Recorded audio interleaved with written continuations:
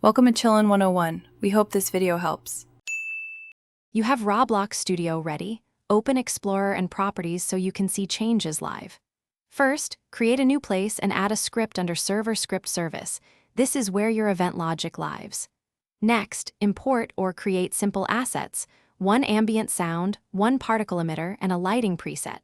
These are the building blocks. Once done, name them clearly. Make sure to parent effects logically so the server can control them.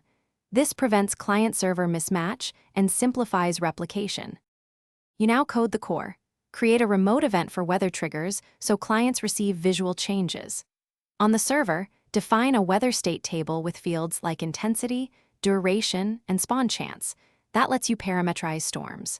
Use loops and tweens to lerp lighting properties and particle rates according to intensity. Then broadcast the state via remote event. Clients listen and apply particle emitters and sound volumes. This separation keeps server authoritative control, while clients handle smooth visuals. Complete the system by adding randomized timers, cooldowns, and conditions so events feel natural. You want variety without overlap. Then test and play solo and a true client-server session. Verify remote event data replicates and effects clean up after expiry. Make sure to remove or stop emitters when a weather event ends.